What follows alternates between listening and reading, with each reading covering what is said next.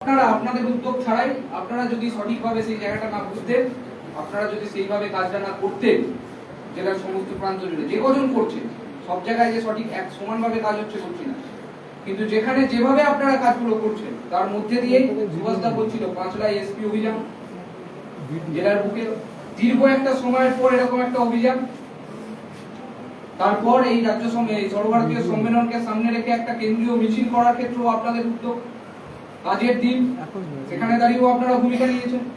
এই এসএসসি অভিযান হলো কদিন আগে, সেখানে আপনারাই গেছিলেন, যে কজন গেছেন যাওয়ার চেষ্টা করেছেন কাজের দিনের মধ্যে, সানডে ক্লাব তো নয়, কাজের দিনের মধ্যে লড়াই আন্দোলন সেখানে দাঁড়িয়ে আপনারা যে কজন চেষ্টা করেছেন, যারা চেষ্টা করেছেন আপনারা চেষ্টা করেছেন বলেই হাওড়া জেলা সেখানে দাঁড়িয়ে নিজেদের যতটুকু দেওয়ার, নিজেদের যতটুকু সেই আন্দোলনে নিজেদেরকে যুক্ত করার ক্ষেত্রে সেই ভূমিকা দেখিয়েছে। গাফিলতি আছে, আরো বেশি করা যেত, সেই বিষয়গুলো আপনারাই গিয়ে ইউনিট কমিটি স্তরে, লোকাল কমিটি স্তরে আলোচনার মধ্যে দিয়ে কমরেডদের মধ্যে চেতনার মান উন্নয়নের মধ্যে দিয়ে সেই জিনিসগুলো আগামী দিনে কাটিয়ে তোলার ক্ষেত্রে ভূমিকা নেয়। চেতনার মান বাড়াবার ক্ষেত্রে যেমন একটা লড়াই আন্দোলন, পতাকা উত্তোলন, তারপর একটা মিছিল, একটা ঝামেলা, একটা পথসভা এরকম যেমন চলবে, কিন্তু এর মাঝখানে যেটা করতে হবে, যেটা আমাদের মনে হয়েছে, আমরা জেলা কমিটি বলছিল, আমরা আলোচনা করেছি, ইউনিট স্তরে চেতনার মান বাড়াবার জন্য ইউনিট কমিটির কমরেডদের মধ্যে যারা কাজ করছেন তাদের মধ্যে চেতনার মান, ডিওয়াইএফআই এর বিষয় সম্বন্ধে তাদের মধ্যে চেতনার এখনো অভাব আছে। ইউনিট কমিটির স্তরে এই বিষয়গুলো আগামী দিনে যাতে এই জিনিসগুলো যাতে দূর করা যায়, আজকে যেমন এখানে আলোচনা সভা হচ্ছে, লোকাল স্তরে আমরা বলছি, আমরা জেলা কমিটি বলছি, আমাদের 26টা লোকাল কমিটি স্তরে আগস্ট মাসের মধ্যে আমরা এরকম শিক্ষা শিবির, রাজনৈতিক শিক্ষা শিবির 3টে টপিকের ওপর নির্দিষ্টভাবে জেলা কমিটি আগামী দিনে সার্কুলার করবে। 3টে টপিকের ওপর আগস্ট মাসের মধ্যে জেলার প্রত্যেকটা লোকাল কমিটি অঞ্চলে বর্ধিত আকারে ইউনিট কমিটির সমস্ত সদস্যকে যুক্ত করে শিক্ষা শিবির, রাজনৈতিক ক্লাস আমাদের করতে হবে। এর পাশাপাশি মেম্বারশিপের কথা বলছি, মেম্বারশিপ আমরা আগের বছর লক্ষ্য নিয়েছিলাম 2 লক্ষ মেম্বারশিপ আমরা করব, কিন্তু ওই বছরের শেষে মেম্বারশিপ হবে হবে হবে একটা রোগ যেটা আছে, সেই রোগটা আমরা এত সহজে কাটিয়ে উঠতে পারি, চেষ্টা করেছি, কিন্তু যেখানে পৌঁছেছিলাম সেটা 2 লক্ষের কাছ থেকে অনেকটা দূরে, 1,33,000 যে গ্যাপটা আমাদের হয়ে গেছে। জেলায় প্রায় 40 লাখ মানুষ, তার মধ্যে 60% হচ্ছে যুব, তার মধ্যে আমরা মেম্বারশিপ করেছি 1,33,000, অর্থাৎ বিস্তীর্ণ যুব আমাদের বাইরে, আমরা যাদের কাছে পৌঁছাতে পারি। এই 4,309খানা বুথ আমাদের জেলায় আছে। প্রত্যেকে লোকাল কমিটির যারা নেতা, ইউনিট কমিটির যারা নেতা, তারা জানেন তাদের এলাকায় ইউনিটে বা লোকাল কমিটিতে কতগুলো বুথ আছে। আমরা যখন মেম্বারশিপ করতে নেমেছি, আমরা দেখেছি যখন ডেটা এসছে আমাদের কাছে বিগত বছর, যখন আমরা মেম্বারশিপের স্ক্রুটনি করছিলাম, 4,309 বুথের মধ্যে আমরা মেম্বারশিপ করতে পেরেছি 51% বুথে আমরা মেম্বারশিপ করতে পারি। 2,210খানা বুথ আছে যেগুলো আমরা মেম্বারশিপ করতে পারি, সব বুথে আমরা পৌঁছাতে পারি, এবং প্রত্যেকটা লোকাল কমিটিতেই এমন বুথ আছে, কোনো লোকাল কমিটি বলতে পারবে না আমরা সব বুথে পৌঁছাতে পারি। এই প্রত্যেকটা বুথ, যে 2200 বুথ আমাদের বাইরে রয়ে গেল, 2200 বুথের যুব অংশ যেগুলো আমাদের বাইরে রয়ে গেল, তাদের কাছে পৌঁছাবার ক্ষেত্রে আগামী দিনে আমাদের উদ্যোগ নিতে হবে। আমরা মেম্বারশিপের কাজ শুরু করতাম বিগত বছরগুলো সেপ্টেম্বর মাস থেকে, আমরা এবছর কল দিয়েছিলাম ফেব্রুয়ারি মাস থেকে মেম্বারশিপের কাজ করতে হবে, করে উঠতে পারিনি, প্রোগ্রামের চাপ আছে, সমস্তটাই আছে, কন্ট্রাক্টর আলোচনা করার সময় বিভিন্ন সময় বলছি, লোকাল কমিটিতে যখন গেছি চাপ আছে, কিন্তু তার মধ্যে দাঁড়িয়ে যে প্রাথমিক কাজ, সংগঠনের যে প্রাথমিক মূল কাজ যেটা আমাদের করতেই হবে, সেই কাজটা আমরা ফেলে রাখি, ডিসেম্বর মাসে গিয়েই করতে হবে। বাধা ধরা একটা ধরে নিয়েছি যে এই সময়টাই করবে, এর আগে করা যাবে কেন, এইটা কাটাবার ক্ষেত্রে এবং যে জায়গাটা পড়ে আছে সেই জায়গাটা পৌঁছাবার ক্ষেত্রে এই এতটা সময় আমাদের কাছে পড়ে আছে। জুন মাস হবে চলছে, কিছু জায়গায় হয়েছে, যেখানে হয়নি এখান থেকে ফিরে গিয়ে আপনারা সেই কাজগুলো করার ক্ষেত্রে উদ্যোগ নেবেন, যাতে আমরা জেলার যে ব্যাপক অংশের যুবর কাছে পৌঁছাতে পারিনি সেই যুবদের কাছে রিচ করব। আর রিচ করব কেন? রিচ করব কারণ সামনে আমাদের লক্ষ্য আছে, লক্ষ্য আমাদের জেলার বিস্তীর্ণ অংশ হচ্ছে গ্রামাঞ্চল, 23শে পঞ্চায়েত নির্বাচন, সেই নির্বাচনকে সামনে রেখে যুবদের সঙ্গে কন্ট্যাক্ট, ডাইরেক্ট কন্ট্যাক্ট, এই যে সময়টা পাচ্ছি এই সময়ের মধ্যে দিয়ে ডাইরেক্ট কন্ট্যাক্ট, যুবদের সঙ্গে কাছে গিয়ে কথা বলা, যুবদের যে সমস্যা আছে সেগুলোকে নিয়ে কথা বলা, সেই সমস্যাকে নিয়ে এক জায়গায় বসে নিয়ে ইউনিট কমিটিতে আলোচনা করা, আলোচনা করে তারপর আন্দোলনের রূপ দিয়ে এই কাজটা করার ক্ষেত্রে যেটা প্রাথমিক করতে হবে, ডাইরেক্ট কন্ট্যাক্ট করতে হবে। সেই কন্ট্যাক্টের কাজটা আমাদের শুরু করতে হবে। আর শুধু গ্রামাঞ্চলে কেন, আমাদের কর্পোরেশন, দুটো কর্পোরেশনেও এখন ইলেকশন আছে। ইলেকশন কবে হবে এই সরকার বলতে পারছে না। তাই সেখানে দাঁড়িয়ে গ্রামাঞ্চল যেমন আছে, আমাদের হাওড়া শহরে যে দুটো কর্পোরেশন আছে, সেই দুটো কর্পোরেশনের মধ্যে এই কাজটা আমাদের করতে হবে। করার ক্ষেত্রে সমস্যা আছে, ইউনিট সব জায়গায় সমানভাবে চলে না, ইউনিট কমিটিগুলো নিষ্ক্রিয় হয়ে গেছে। আমরা বলছি আগস্ট মাসের মধ্যে এই মেম্বারশিপের কাজ শেষ করতে হবে। লক্ষ্য দিয়েছি 2,37,000 মেম্বারশিপ এবারে আমরা করব। এই লক্ষ্য পূরণ করার ক্ষেত্রে আগস্ট মাসের মধ্যে আমাদের প্রিপারেশন নিতে হবে। প্রিপারেশন সময় অনেকটা আমরা পেয়েছিলাম, আমরা কাজে লাগাতে পারি, কিন্তু ফিরে গিয়ে যেখানে গাফিলতি আছে সেগুলো কাটিয়ে তুলে, আপনারাই নেতৃত্ব, আপনারাই এই ইউনিট স্তরে কাজ করেন, তাই আপনাদের এই গাফিলতিগুলো তুলে কাটিয়ে তুলে আগামী দিনে মেম্বারশিপ করার মধ্যে দিয়ে আগস্ট মাসের মধ্যে মেম্বারশিপ শেষ করা। তারপর সুভাষদা যেটা বলছিল, ইউনিটগুলোকে পুনর্গঠনের কাজ। আগস্ট মাস থেকে সেপ্টেম্বর মাসের মধ্যে আমরা ইউনিট পুনর্গঠনের কাজ করবো জেলা জুড়ে। আমাদের 184 খানা ইউনিট, আমরা এই সর্বভারতীয় সম্মেলনে যখন দেখেছি আমাদের 184 খানা ইউনিটের মধ্যে প্রায় 50-60টা ইউনিট আছে যেগুলো আমরা সঠিকভাবে কাজ করতে পারি। তাই নিশ্চিতভাবে যে সক্রিয় ইউনিটগুলো আছে সেখানে আরো সক্রিয়ভাবে কিভাবে কাজ করা যায়, নতুন কমরেডদের যুক্ত করা, মেম্বারশিপের মধ্যে দিয়ে যাদের সঙ্গে কন্ট্যাক্ট করা গেল তাদেরকে নতুনভাবে ইউনিট কমিটিতে যুক্ত করা যায় কিনা সেই নিয়ে ভাবনা চিন্তা করা। আর যে ইউনিট কমিটিগুলো প্রায় মৃতপ্রায় হয়ে গেছে সেগুলোকে আলাদাভাবে রিকনস্ট্রাক্ট করা, রিফর্ম করা, এই সমস্ত কাজ করতে হবে। সাংগঠনিক কাজ আমাদের এই মুহূর্তে দাঁড়িয়ে করতে হবে। শূন্য থেকে শুরু আমরা করেছিলাম, শূন্য থেকে শুরু করেছি। শূন্য থেকে যখন শুরু করেছি তাহলে সঠিকভাবে শুরু করব, কোথাও গাফিলতি, কোথাও শিথিলতা দেখানো যাবে না। শূন্য থেকে যখন শুরু করেছি একদম কংক্রিট জায়গায় দাঁড়িয়ে একদম বেস লেভেলের কাজটা যাতে সঠিকভাবে করবো, আগামী দিনে যারা ডিওয়াইফাই করবে তাদের কাছে যেন বেসটা ভালো থাকে, মাটিটা যেন মজবুত থাকে, তারা যেন আগামী দিনে 2তলা 3তলা 4তলা বানিয়ে নিবে, সেই কাজটা আমাদের করতে হবে। বেসটা ধরে সঠিক করার কাজটা এখন আমাদের করতে হবে। এই কাজটা আপনারা করবেন, এই আশা যেটা কমপ্লিট হবে। নির্দিষ্টভাবে আমি বিস্তারিত আর কিছু বলবো না। বর্তমান সময়ের ওপর আমাদের কর্তব্য এই সমস্তটাই, যেটা রাজ্য কমিটির নেতৃত্ব করবেন। এই সমস্ত বিষয় আপনারা মাথায় রেখে আগামী দিনে সংগঠনকে আরো কিভাবে মজবুত করা যায়, নতুন নতুন কমরেডদের, নতুন নতুন যুবদের কিভাবে সংগঠনের ছাতার তলায় নিয়ে আসা যায়, এই কথাটা মাথায় রেখে আপনারা আগামী দিনে কাজ করবেন। এই বলেই শেষ করছি।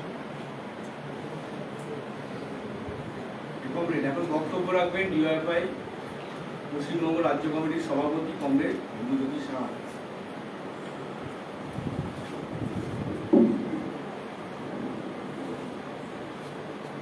কংগ্রেস সভাপতি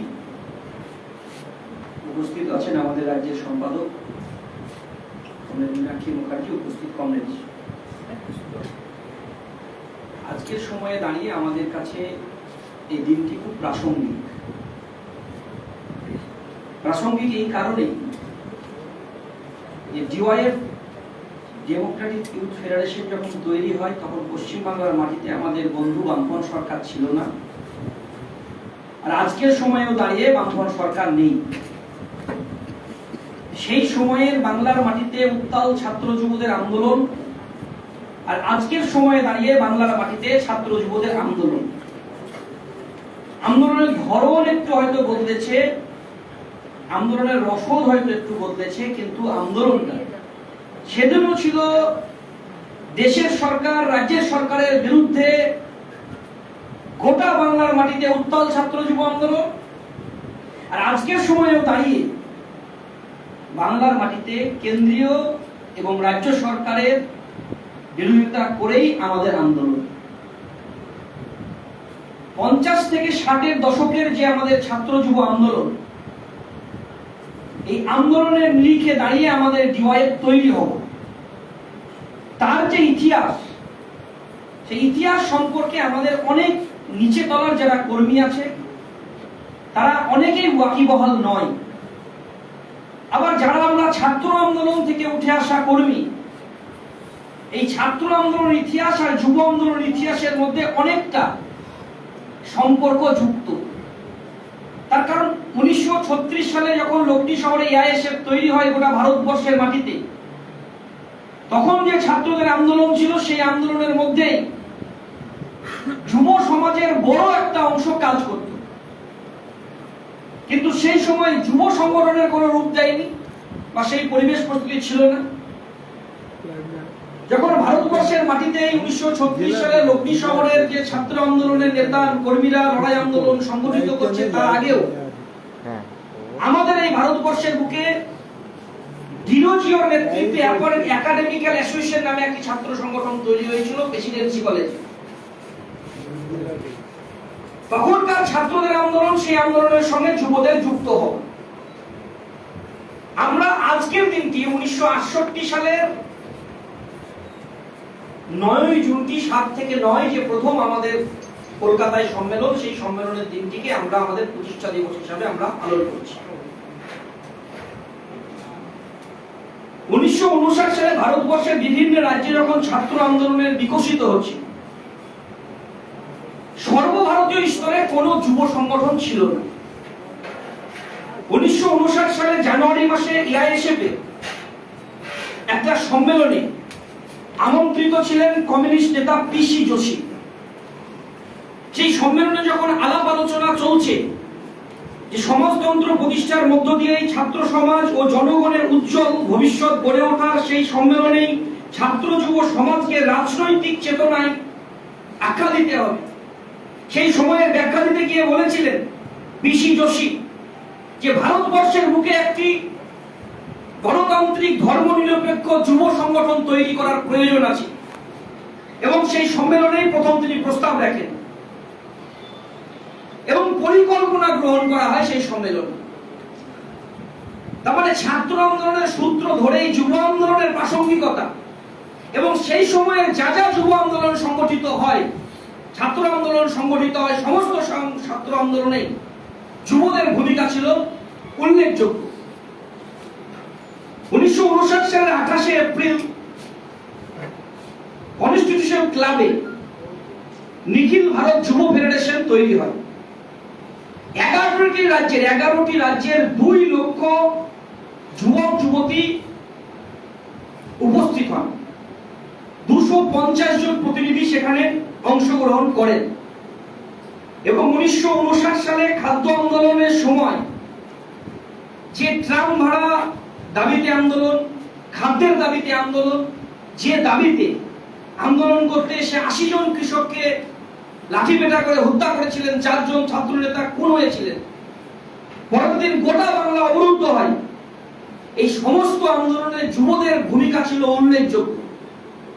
কারণ ছাত্র সংগঠনের সঙ্গে সেই সময়কার যুব আন্দোলন কাজ করতে শুরু করে। 1966 সালের 17 ফেব্রুয়ারি বসিরহাটের নুরুল ইসলাম কেরোসিন তেলের দাবিতে আন্দোলন করতে আসে। মূল কথা কি ছিল? যে পশ্চিম বাংলার মাটিতে যে শিক্ষার অবৈতনীকরণ করা এবং কেরোসিন তেলের দাবিতে আন্দোলন করতে এসে ছাত্রনেতা নুরুল ইসলাম খুন হলেন। যুবরা 22 ফেব্রুয়ারি ছাত্র যুবরা ধর্মঘট লাগলেন, গোটা পশ্চিম বাংলা অবরুদ্ধ হলো, ধর্মঘট হলো। 5ই মার্চ কৃষ্ণনগরে গুলি চালালেন, ছাত্র যুবরা 48 ঘন্টা বন্ধ ডাকলেন, গোটা বাংলায় ছাত্র যুবরা অবরুদ্ধ করলেন। পুলিশি লাঠিচার্জ হলো, কমরেডরা জেলে গেলেন। 19 ফেব্রুয়ারি 1967 সালে বিধানসভা ভোটে কংগ্রেস পরাস্ত হল।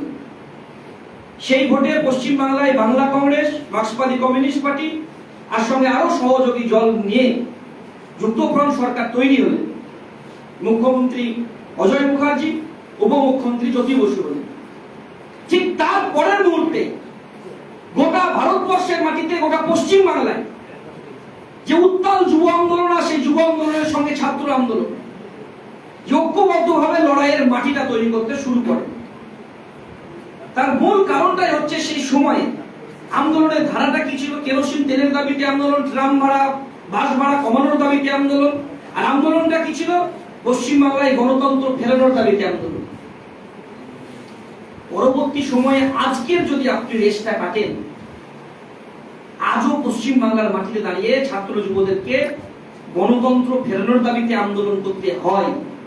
যে আন্দোলন করতে গিয়ে আনিস খানদের খুন হতে হয়, মইদুলদেরকে খুন হতে হয়, সুদীপ্তদেরকে খুন হতে হয়। এই ইতিহাসগুলো বলার মূল কারণটাই হচ্ছে যে তখনকার ছাত্র যুব আন্দোলন আর এখনকার ছাত্র যুব আন্দোলনের মধ্যে লড়াইটা কোন জায়গায়। তার কারণ বারবার আপনারা যদি ইতিহাস চর্চা করেন, আমরা চেষ্টা করছি রাজ্য কমিটির পক্ষ থেকে আমাদের যুব আন্দোলনের যে ইতিহাস সেই বইটিকে প্রকাশ করার চেষ্টা করছি, প্রকাশ হবে এবছর। যারা ছাত্র আন্দোলন করেন, যারা ঐতিহ্য উত্তরাধিকারী বইটা পড়েছেন, আমাদের যুব আন্দোলনের ঝড়ের শীর্ষ যে বইটা, সেই বইটা চর্চা করা দরকার আছে আমাদের যুব আন্দোলনের কর্মীদের। কারণ পুরাতন ইতিহাস যদি আমরা না জানি, সেই সময়ের যুব আন্দোলনের কর্মীরা, সেই সময়ের নেতা দীনেশ মজুমদার, বুদ্ধদেব ভট্টাচার্য থেকে শুরু করে বিমান বসু, শ্যামল চক্রবর্তী, সুভাষ চক্রবর্তী, সুবিমল ঘোষ, তারা কিভাবে গোটা রাজ্যের রাজনীতিতে উত্তাল পরিবেশ পরিস্থিতি তৈরি করছে, এটা যদি আমাদের জানা বোঝার মধ্যে না থাকে, আগামী দিনের নতুন লড়াইয়ের নতুন দিশায়, নতুন আঙ্গিকে দিক ঠিক করা খুব কঠিন হয়ে পড়বে। যেমন সুভাষ বলার সময় বলছিল, একটা জায়গায় আলাপ আলোচনা হচ্ছে আনিস খানের ইস্যুতে, যে আমরা আমাদের সরকার নেই, পুলিশ বিরোধিতা করছে, আনিস খানের ইস্যুতে আমাদেরকে সামনের সারিতে এগিয়ে যেতে হবে। আমরা আলাপ আলোচনা করছি এসপি অফিস ডেপুটেশন হবে কি হবে না, আমরা আলাপ আলোচনা করছি থানায় অবস্থানটা একদিন করব না দুদিন করব। আমি একবার এখানে এসেছি, উপস্থিত হয়েছি, আমার সঙ্গে ছাত্ররা উপস্থিত হয়েছে। আমি মীনাক্ষী মুখার্জিকে বারবার ফোন করছি, কি করবো এই অবস্থা, সবাই অবস্থানে করতে চাইছে না। আমাকে ওখান থেকে বলছি যেভাবে হোক প্রথম দিনের অবস্থান বসাতেই হবে। পরিকল্পনা করা হলো, আমরা যখন আলোচনা করছি অবস্থানটা 1 ঘন্টা হবে না, 2 ঘন্টা হবে না, গোটা দিনের হবে, পরিকল্পনা করছি।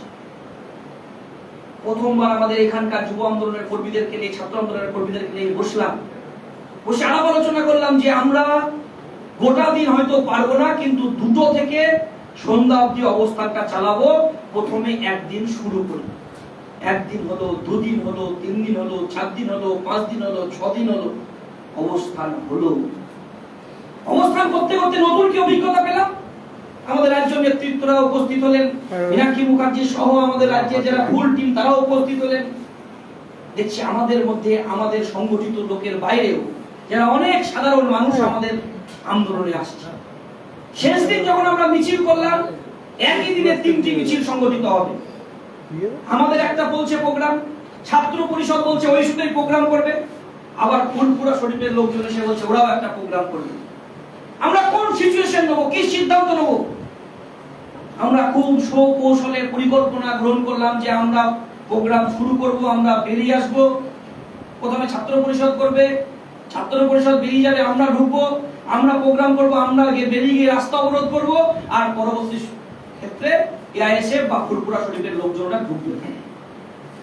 আমরা যখন অবস্থান করছি তখন দেখছি, যখন রাস্তা অবরোধ করছি সময় চলে যাচ্ছে, পুলিশও কোনো কথা বলে না, সাধারণ মানুষ দলে দলে যোগ দিচ্ছে, অনেক মহিলারা এসে আমাদের সেই প্রোগ্রাম কর্মসূচিতে যোগ দিচ্ছে।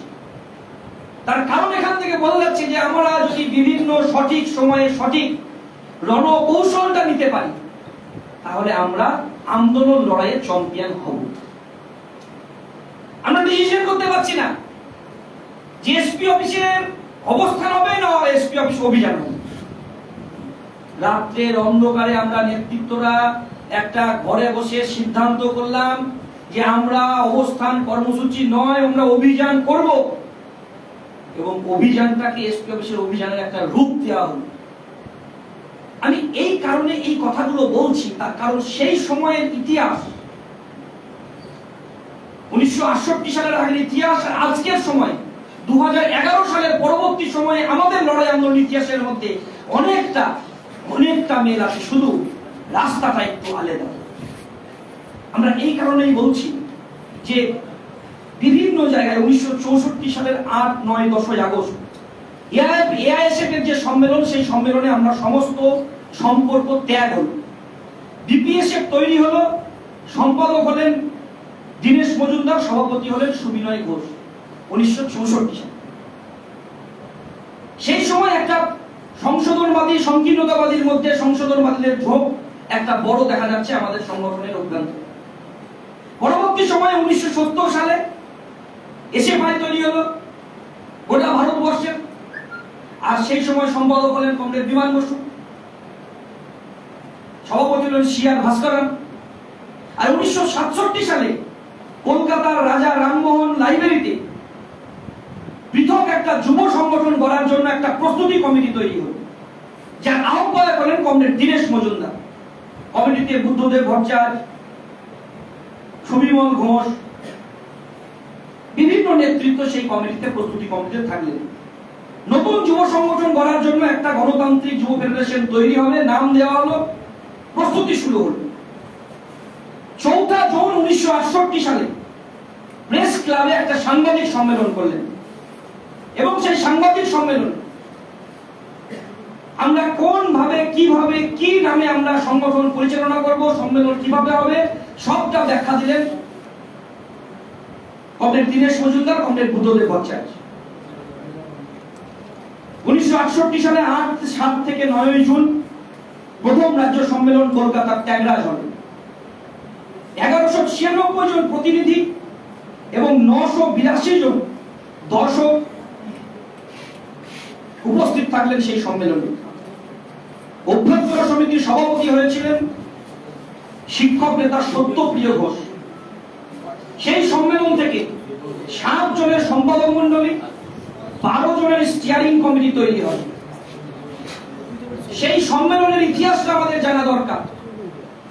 সেই প্রথম সম্মেলনে সম্পাদকীয় প্রতিবেদনটা উত্থাপন করলেন কমরেড দীনেশ মজুমদার, আর গঠনতন্ত্রের যে খরচা, সেই খরচা রিপোর্ট উত্থাপন করলেন কমরেড বুদ্ধদেব ভট্টাচার্য।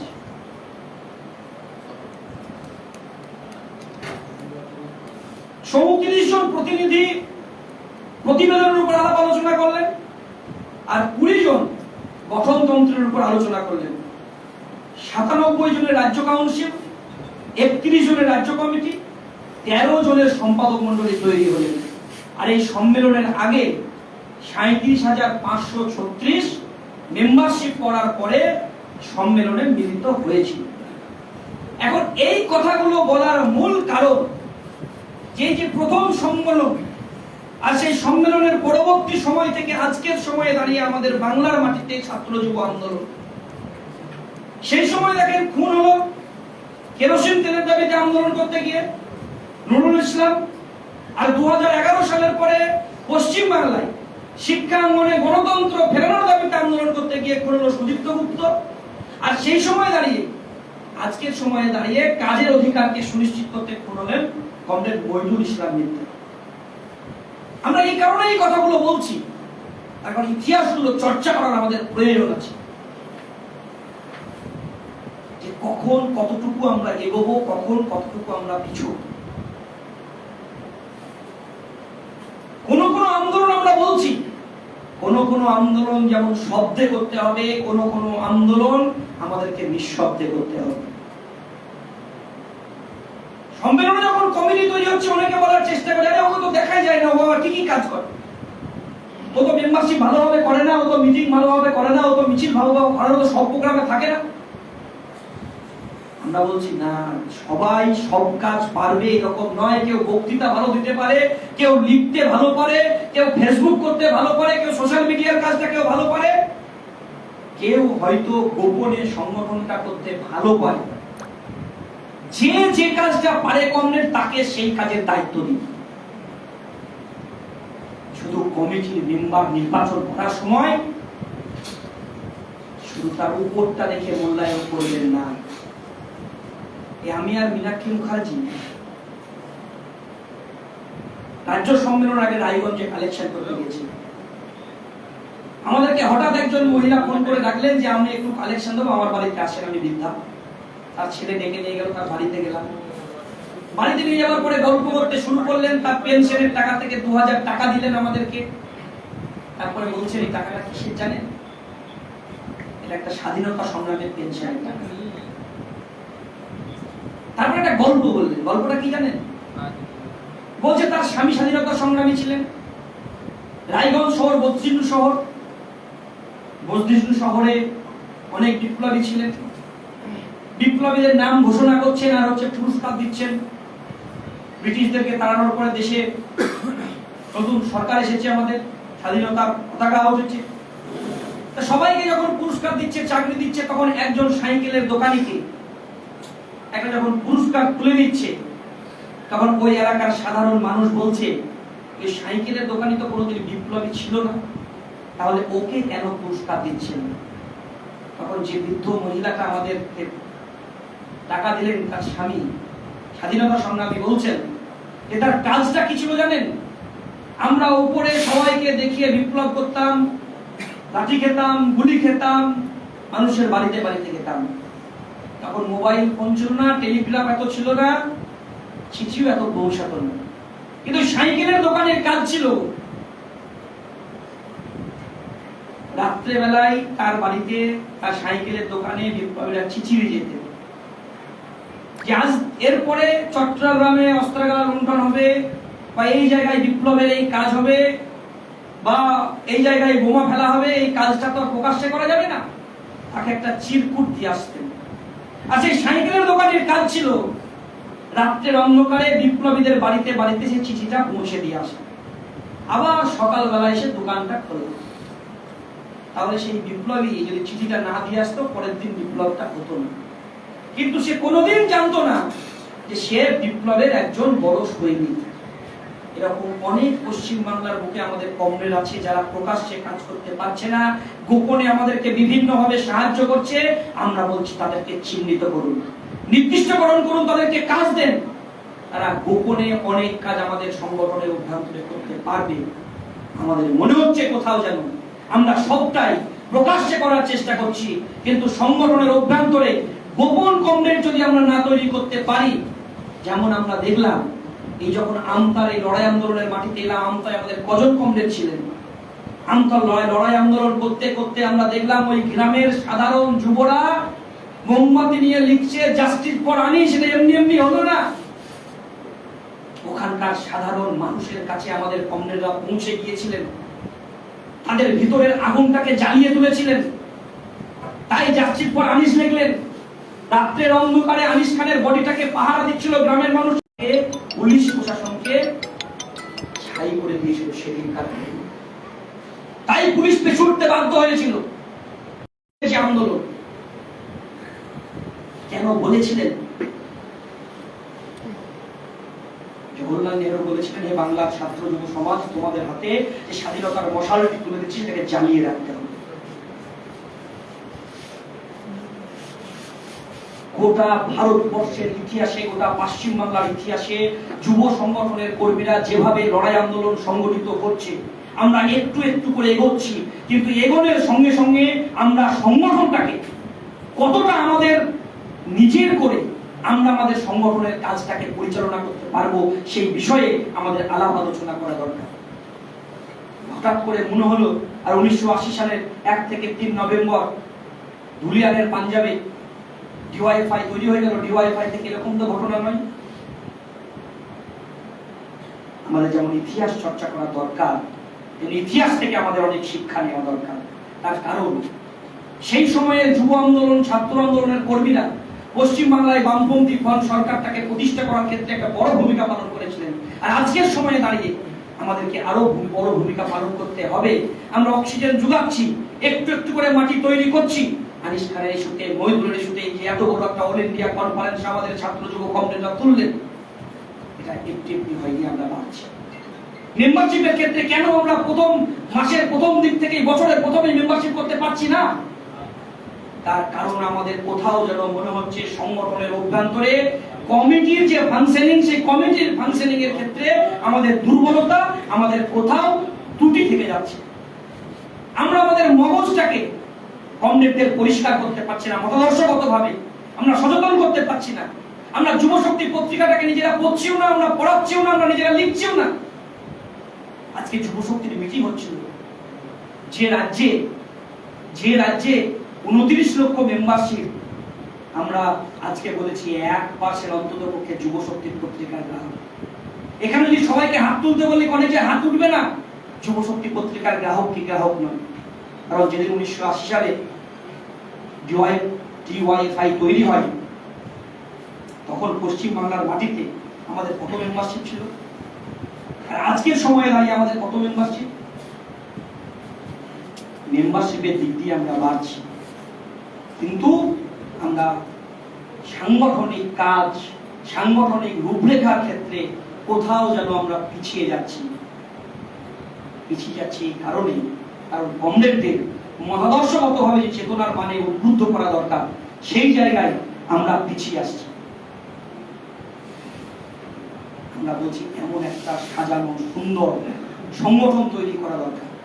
আর আপনি বলছেন আমার সংগঠন ভালো, তৃণমূল বলছি ওদের সংগঠন ভালো, আর বিজেপি বলছে ওদের সংগঠন ভালো। কুমারটুলির ঠাকুরের দাম কেন বেশি? সবাই তো ঠাকুর তৈরি করে, কারণ কুমারটুলির ঠাকুরের যারা তৈরি করে তারা শেষে ঠাকুরের মাথায় ওই যে চোখে টানটা দেয় না, সেই টানটা খুব সুন্দর।